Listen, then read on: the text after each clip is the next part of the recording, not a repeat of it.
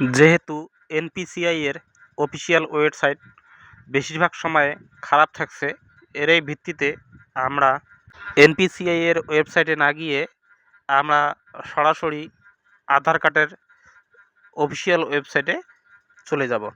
মোবাইলের যে কোনো একটি ব্রাউজার খুলে নেব। আমি গুগল ব্রাউজার খুললাম, খুলে এখানে আধার কার্ডের অফিসিয়াল ওয়েবসাইটে যাব। আমি এখানে লিখলাম myAadhar.udi.gov.in, এই লেখাটি লিখে সার্চ করব, বা আপনারা মাই আধার লিখেও সার্চ করতে পারেন। এরপরে এরকম একটি হোম পেজ ওপেন হবে। এই হোম পেজটি ওপেন হওয়ার পরে আমি এই যে লগ ইন অপশনে ক্লিক করব।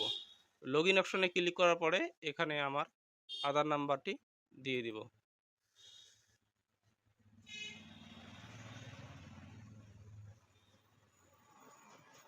আধার নাম্বারটি দিয়ে দেওয়ার পরে এখানে আমি ক্যাপচার দিব।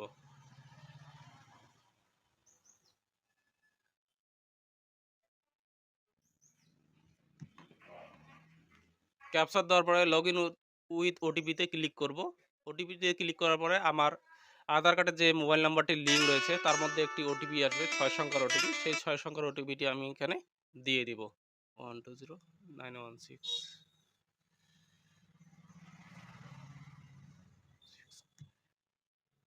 ওটিপি পরে এখানে দেখবেন এখানে লেখা আছে ব্যাংক সেন্ডিং স্ট্যাটাস। এই ব্যাংক সেন্ডিং স্ট্যাটাসে ক্লিক করব। ব্যাংক সেন্ডিং স্ট্যাটাসে ক্লিক করার পরে এখানে আপনার যে ব্যাংকে ডিবিটি লিঙ্ক করা রয়েছে সেই ব্যাংক অ্যাকাউন্টের নামটি শো হবে। যেমন আমার এখানে নাম শো করছে state bank of India, bank sending status active. যাদের অ্যাক্টিভ রয়েছে তাদের আর কিচ্ছু করতে হবে না, যে ব্যাংক অ্যাকাউন্ট শো করছে সেই অ্যাকাউন্টেই টাকা ডিপোজিট হয়ে যাবে। এই হচ্ছে ডিবিটি লিঙ্ক চেক করার ফুল প্রসেস। যাদের ডিবিটি লিঙ্ক করা নেই বা ডিবিটি লিঙ্ক অ্যাক্টিভ নেই, ডিবিটি লিঙ্ক ইনঅ্যাক্টিভ দেখাচ্ছে, তারা কিভাবে ডিবিটি লিঙ্ক অ্যাক্টিভ করবেন, বা যারা বর্তমান যে অ্যাকাউন্টে ডিবিটি লিঙ্ক করা রয়েছে সেই অ্যাকাউন্টটিকে কিভাবে পরিবর্তন করে অন্য অ্যাকাউন্টে ডিবিটি লিঙ্ক করবেন, সেই সমস্ত তথ্য অন্য ভিডিওতে দেওয়া রয়েছে, তারা সেই ভিডিওটি দেখে নিতে পারেন।